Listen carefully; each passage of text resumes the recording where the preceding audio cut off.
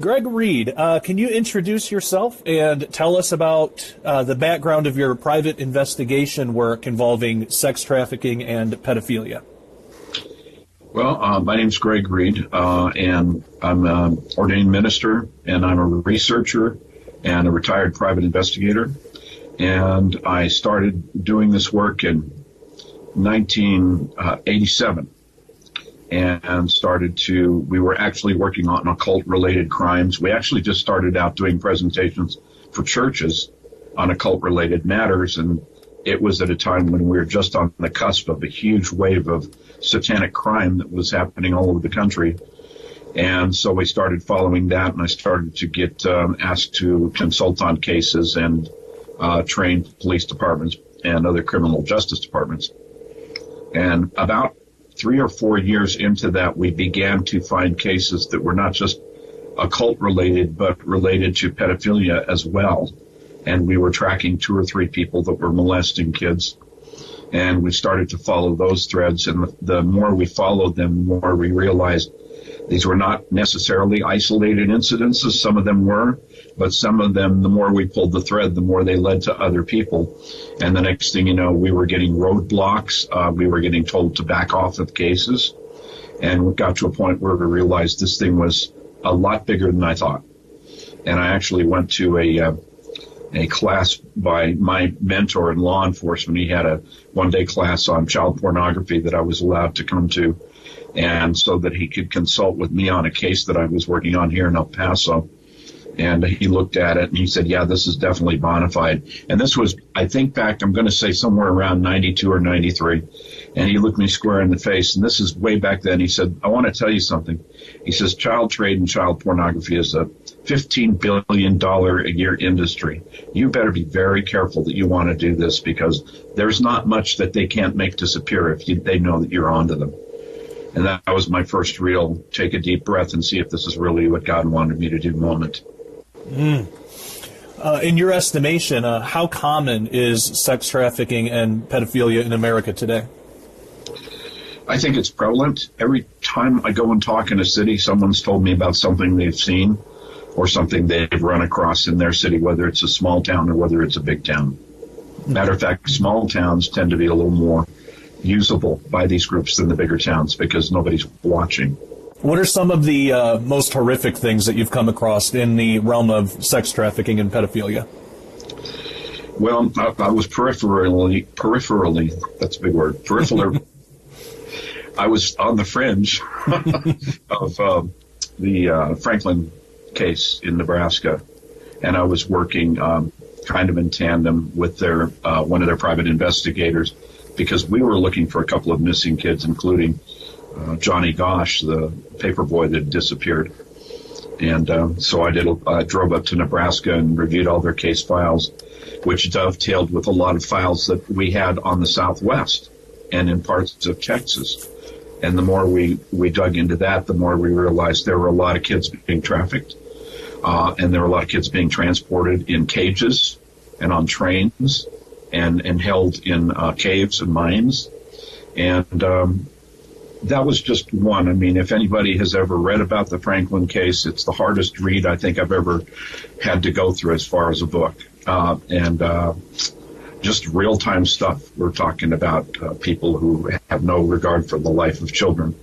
And there have been several along the way there have been some local cases that have led into Mexico where whole houses were being maintained for to have children to be available to have sex with wealthy people and political people and whoever wanted to. Mm-hmm. Have you noticed an increase in the normalization of pornography and pedophilia among adults in our country today? And if so, how has that contributed to the problem of child sex trafficking? This has been a huge deal, and I've been trying to teach about this where I go because, we have a situation where for years, not most people, but some people have known that there have been two groups, the North American Man-Boy Love Association and the Rene Guyon Society, whose motto is sex before 8 or it's too late. And they've been lobbying for the last 30, 40 years to lower the age of consent. And because of the success of the template of the LGBTQ community as politicizing the issue, now we're seeing a bigger and bigger push, particularly in social media, by pedophiles to make their way normal. They now call themselves MAPS, which stands for Minor Affected Persons. And they are, making very clever little memes. And of course, here's a situation, I think, since the advent of the internet, pornography in general has just, flooded the human race. And it has flooded a generation of young people starting from the late 90s probably, or early 90s, who indulged in pornography, most of them either to a little or a greater degree. A number of those probably indulged somewhat, not just in regular pornography, but other kinds of pornography. And a number of them probably touched on child pornography at some point. So what you have is a culture now that is not going to speak out against pornography because the level of guilt and fear, because they know that they've been part of some of that at some point. With all of that and the normalization of all kinds of sexualization, now we're dealing with a group of young people, probably as young as middle school, who are starting to be vocal about this. And this is what disturbs me no end, is we're hearing from middle school, high school kids saying, who are you to tell me that I can't have sex with an adult if I want to? It's my right. So you can see the floodgates have been opened, obviously, and back in the day, we had pedophiles who, they would have to secure or procure, I should say, a child in some way, get them in a private setting, get a camera, set it up, take pictures, and hope that they didn't get caught developing the pictures. Then came the video camera. Then came the internet. And now there is no restraining them for what they're able to do and capable to do in the abuse of children. What things in children do predators look for specifically when they're targeting them? In general, probably kids that are sensitive, kids that come from a broken home or a home that they're just not being watched out after, kids that are easily pliable. They often look for intelligence, kids with high intelligence. Kids that just don't get along with the rest of the kids that have been bullied, and anyone they sense that is vulnerable to being plucked out of a crowd somehow. We call it cutting them out of the herd. That's what they do, is they find one that seems to be wounded in some way or vulnerable in some way, and they find a way to slowly manipulate the situation so they can get privacy with that child and start to groom them. Speaking of grooming, what kinds of things will predators do to groom children into sex?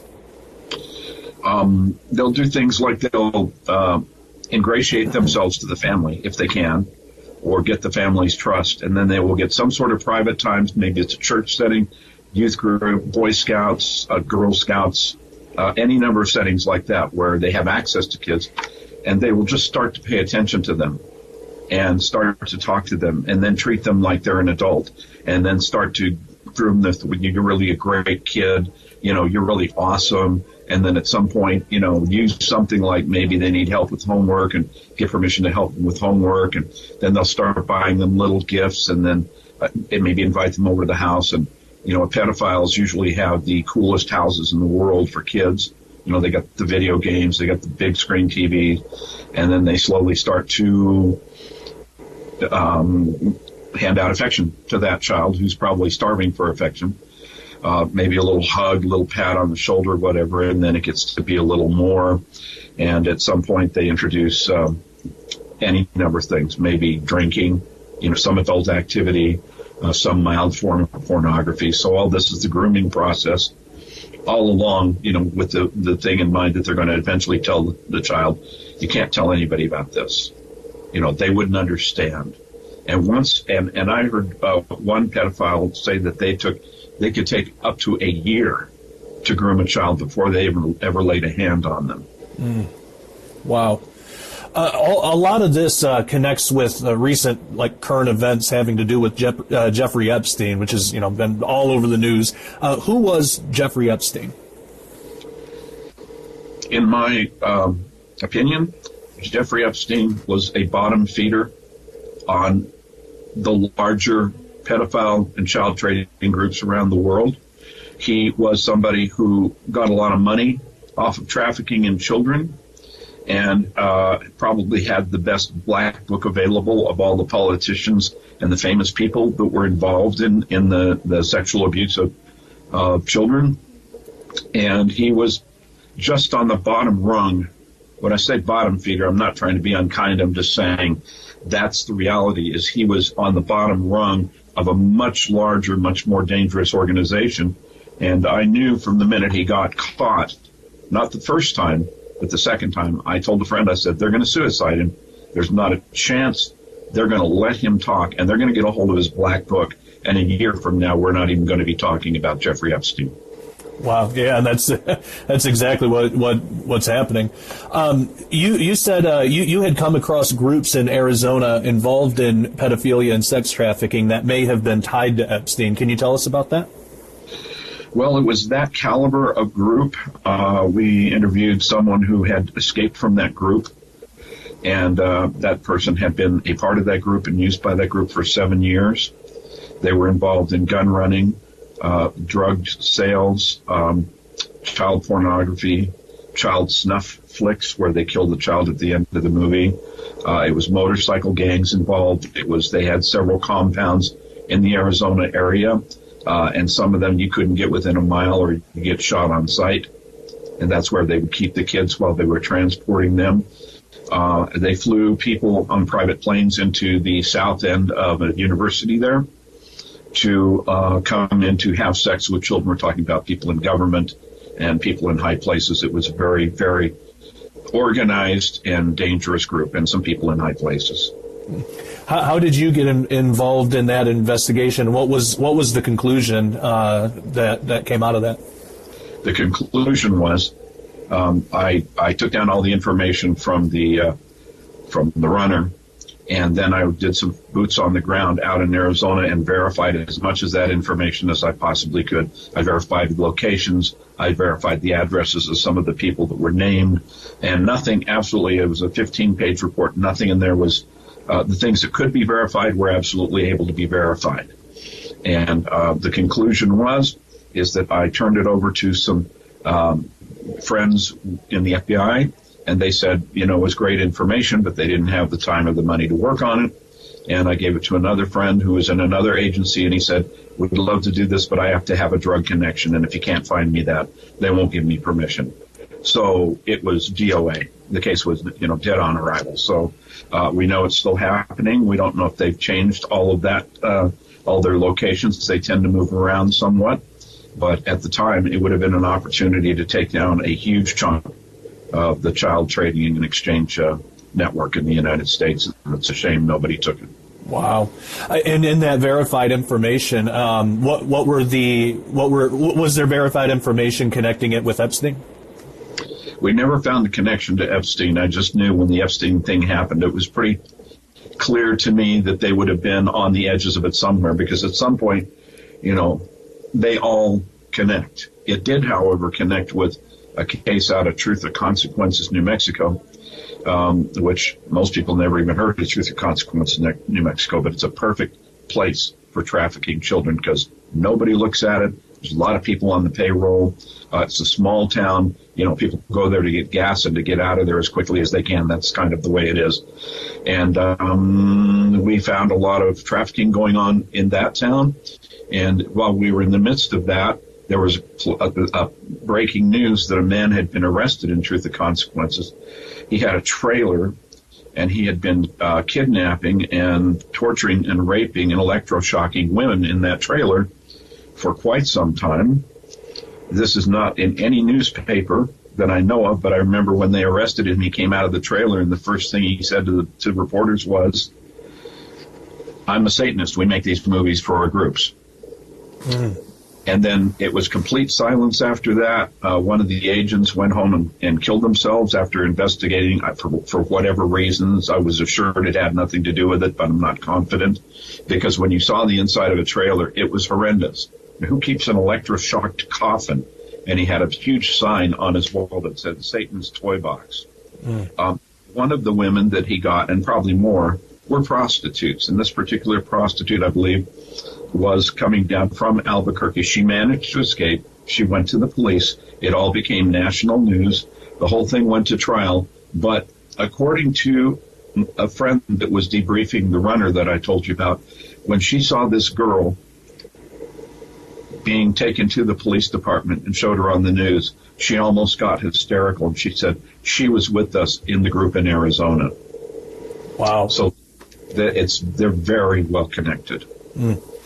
There's a lot of people today who don't believe that child sex abuse and Satanism have anything in common because of the satanic panic decades ago. What can you tell us about that case, and how has it been misrepresented? Well, I have the unfortunate advantage to actually have been boots on the ground from the start of '86 to currently.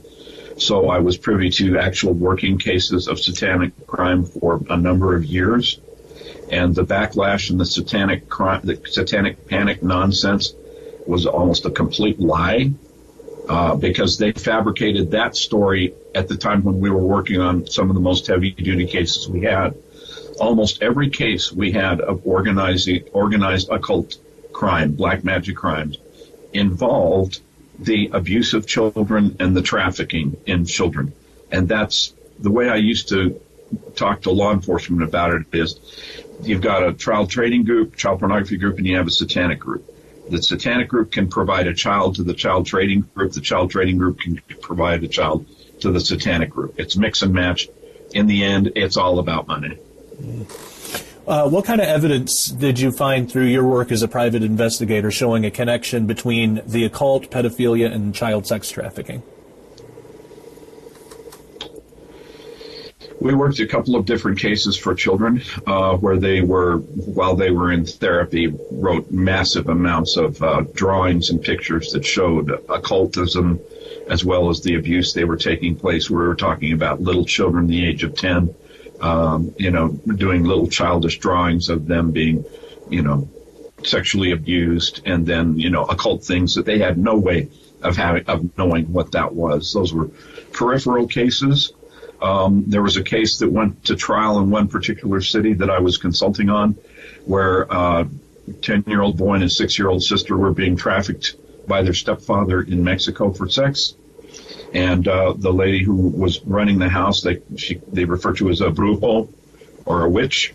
And there was a lot of talk about devil worship and any number of things in the process. So there were several cases like that. There were one particular one, we got 15,000 pages of handwritten documents regarding a national occult-related child trafficking group that was trafficking kids all the way from Houston into Colorado and out to California and up to Nebraska.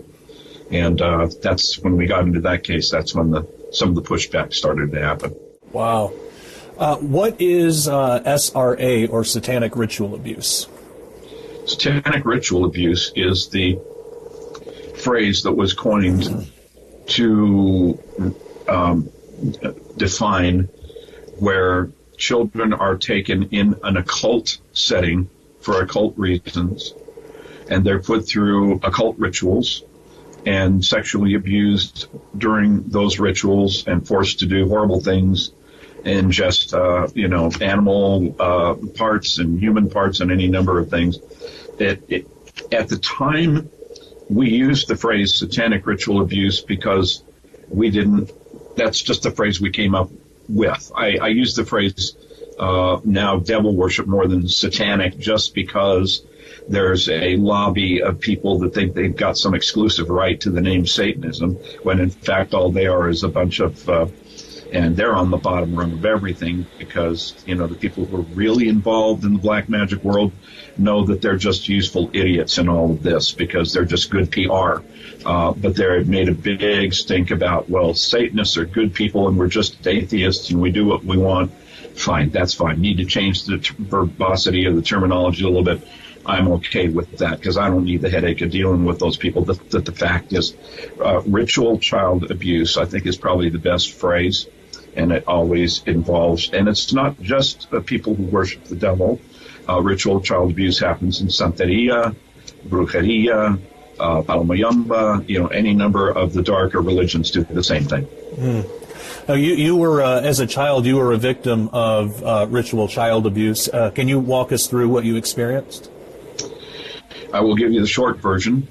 My parents were good parents. My dad was a police officer. We were in a very dark neighborhood that some people didn't even know how dark we were. It was the same area where Charlie Manson had his ranch, and there were a lot of pedophiles and a lot of people that practiced Druid black magic religion and kind of mix and match a little bit of devil worship, a little bit of everything. And one of those groups had access to me as a child, and I was processed through probably at least two. There's some things I will never remember, and I think that's a grace from God. But the things I do remember is being processed through a couple of rituals which involve adults wearing animal masks and chanting certain things around a bonfire. The culmination of it, besides in between being used for child pornography for at least one little setting, that my best friend that I had met who was a part of that group was sacrificed or just murdered when he was 11 years old while I was present and forced to participate.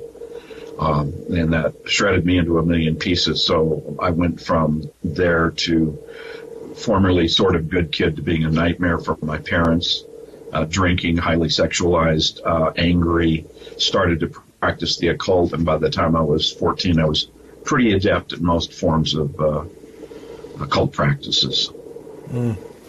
In working with SRA victims now, what are some of the most shocking things that you've come across that most people wouldn't think could even happen in America? Being bred to have children to be sacrificed probably is the most over-the-top thing I can think of. Wow. There's nothing more horrible than that. Yeah, definitely. Have you ever been threatened, or do you fear for your own safety given the nature of your work? Threatened? How do I count the ways? It's been kind of a take a number thing after the last few years.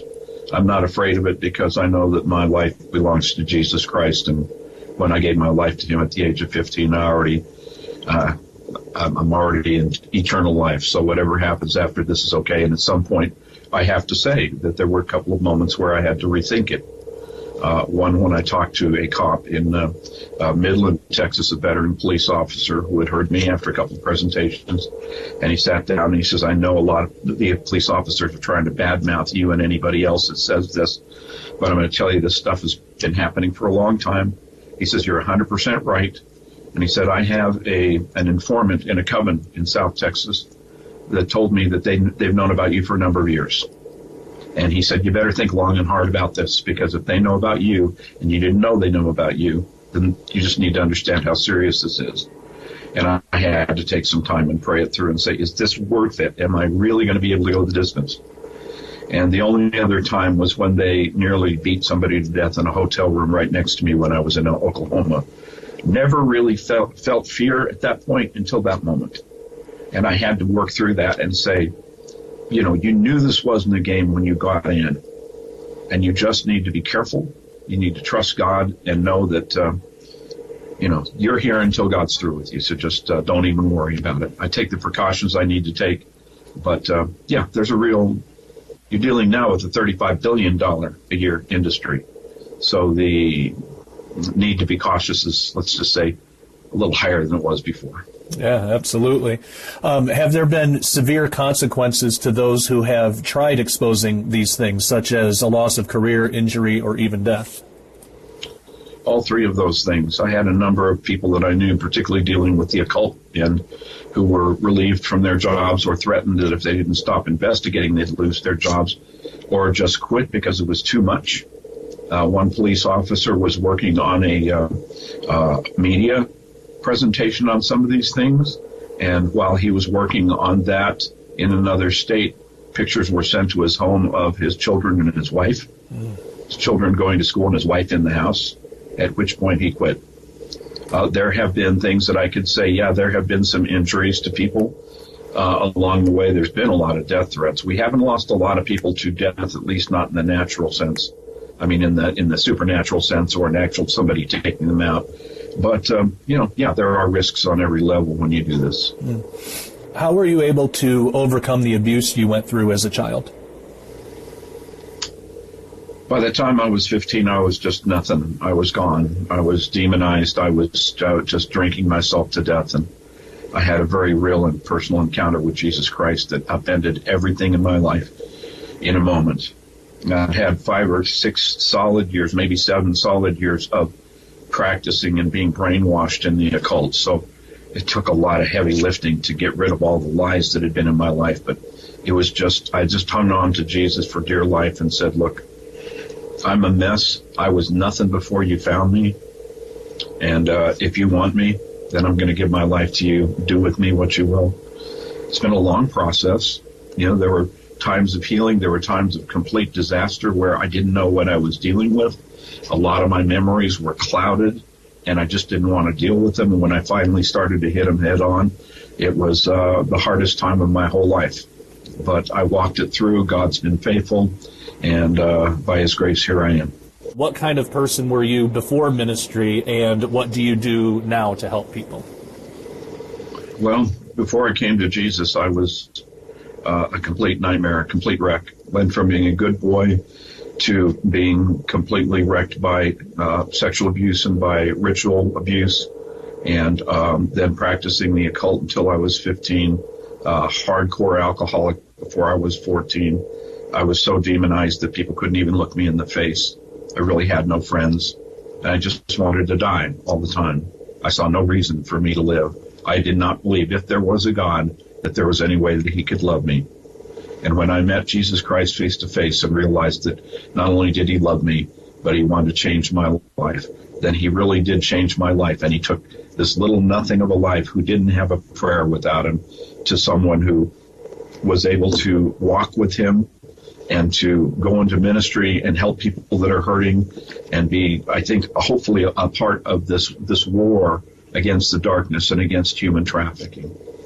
Amen. That's great. What can parents do to protect their kids? Be overprotective at all times. I think at this point, parents are so underprotective, it's ridiculous. And I hear parents say, I don't want to shelter their child. Yeah, you do. Yeah, you do. You know what? Because there's so much out there, and the things that are out there now. And it's kind of sad because, I mean, I'm in youth ministry, have been my whole life, and a lot of youth ministry template now is we bring the kids in, have a few games, you know, have some fun, sing a couple of songs, give them a couple of Jesus snacks at the end, and then they're good. And the kids that I know that I deal with have been hardcore on the streets in the school. They're like, you have no idea how bad it is. You have no idea what we're up against. And so parents need to be aware. And I used to be the kind of person who would say, keep your kids in the public school because we need to be salt and light to the world. Personally, I don't necessarily believe that anymore because I saw good parents putting their kids in a school and watching them be sacrificed on the altar of secular nonsense and the evil that is in a lot of the schools that's not being stopped. A lot of good Christian educators out there, a lot of good secular educators, but I don't think it's worth the risk. So I think it is okay. Time for parents to be parents, not worry about being your kid's best friend. You need to get in there and protect them, ask the questions, be overprotective. It's better to be overprotective than to pay the price later. Absolutely. For children who are old enough to think about these things, say like preteens or teenagers, what can they do to protect themselves? You need to stay in a group all the time. Stay in a group. Don't get isolated. Be very suspicious of somebody who's paying too much attention to you that's an adult. Some adults are good adults and they really want to help kids, but you need to develop those spidey senses that says something doesn't feel right. And if something doesn't feel right, there's probably something not right to it. Keep in communication with your parents when that happens. And don't be afraid if something strange is going on and you're afraid to report because it's a youth pastor or a pastor or a teacher or somebody in authority. You need to tell someone. You need to get a spine and be willing. If someone even comes close to approaching you or touching you that way, you scream as loud as you can and you run as far as you can. Believe me, they won't touch you. They're going to stay as far away from you as they possibly can. Definitely. If someone watching is a victim of SRA, what advice would you give? How can they find help? I would find, first of all, if you don't know Jesus, Surrender your life to him. I know it's hard for a lot of victims of SRA because part of the rituals that some of them went to were people dressing up as Jesus or as religious people, or it actually happened by devil worshiper disguised as a pastor or preacher, a priest or whatever.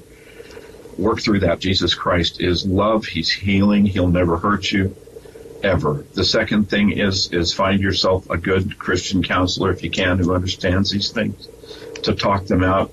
Get yourself a journal and write and write and write and write. The next thing is understand that these things are not going to kill you anymore. They may feel like they do, they will when you remember them, but you're strong enough to get through them. Remember that your memories are something that God gave you, and you can stop them anytime you feel like you can't handle it. If you're remembering something, you can stop and say, I'm not ready for that, and take control of that. That's important. And may God grace you to find a community you can be in who knows what you've been through, who may not have the answers, but are going to love you through it. I wouldn't have survived with people that did, without people that loved me and surrounded me and said, hey, we know you're hurting. We know you're going through stuff. Call us if you need us.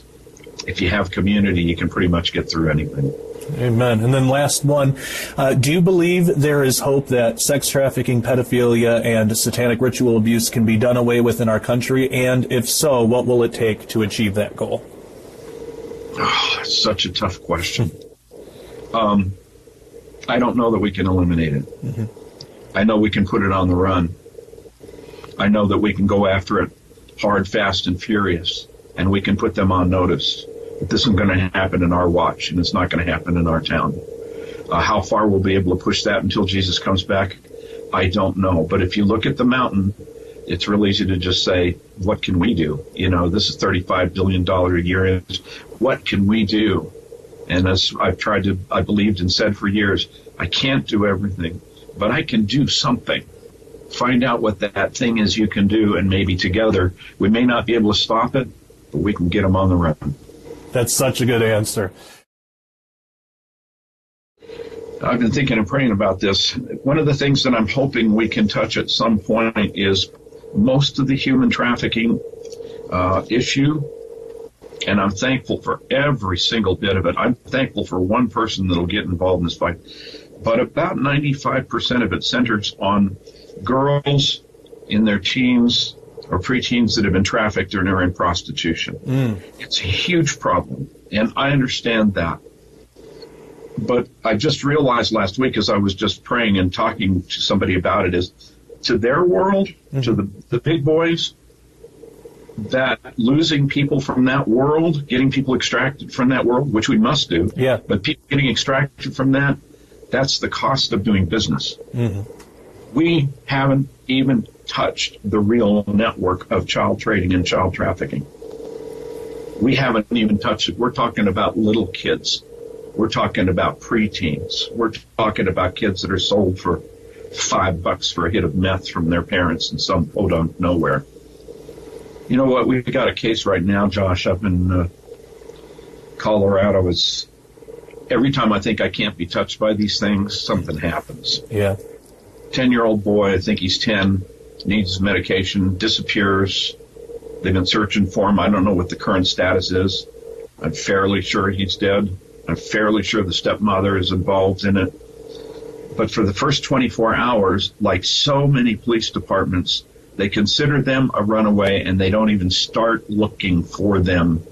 If they don't find that kid in the first 24, they got about a 5% chance of finding them alive or at all. And I just think some of those things, we need to make people aware that there is a bigger world in child trafficking that involves the pornography, that involves trading across the seas, that involves the enslavement of children in houses. And we don't talk about the male issue at all, because there are a ton of kids, male prostitutes, that they got there because they were abused and then they got trafficked. But it makes us, particularly men, so uncomfortable. It's easier for us to find sympathy for, compassion for, and work towards the extraction of women. Thank God we're doing that. But there's this whole group of people out there that aren't going to have any hope unless we hit this thing at some point. The methods in which they're trafficking some of the kids includes having kids taking them around in big SUVs and taking them to places and have them go in and ask for help for their school project or whatever. There's a way you can identify it when it's human trafficking. This is neither here nor there, but it's funny how after you do this for so long, I've got close to 6 gigs of casework, just paperwork over the years. And some of the stuff I never got to paper, but I remember when my associate here in El Paso and one of our team members went and interviewed a 17-year-old boy that was in Las Cruces dying of AIDS. He was probably in his last few days, and he just wanted to confess to somebody. So they went out and talked to him, and he was from Hollywood, and he was a hustler and, been abused when he was a kid, and he got to a point where he got handed. He was a pretty good-looking kid, so he was passed around to a lot of the big boys, and before he left Hollywood, he was part of a big ritual at one of the big houses up in Hollywood Hills where they sacrificed a 6-year-old boy. Oh, geez. I've never gotten that I never get any of it out of my head. Just, it's what keeps me going. And it's funny, Josh, because you know what? I never look for any of the stuff that I've done. Mm-hmm. Somehow it comes to me. We've got some trafficking problems here in El Paso that have come up recently that have been live, boots on the ground. I've been there when they've been happening. I tracked one group of traffickers that had 2 little boys that they were trying to get out to raise money to go into places. Tracked them for 45 minutes, called 911 3 times. The police said they came out, they lied. Mm. It's so frustrating. And I was talking to a friend of mine in ICE, and he said, just since Jeff Sessions took over, we're now getting our feet back on the ground. He says, but frankly, you're not going to get a whole lot of help from the local police because they're either lazy or they don't want to deal with it, or they're tired of seeing the perpetrators put back on the streets in 2 days. Yeah. Wow.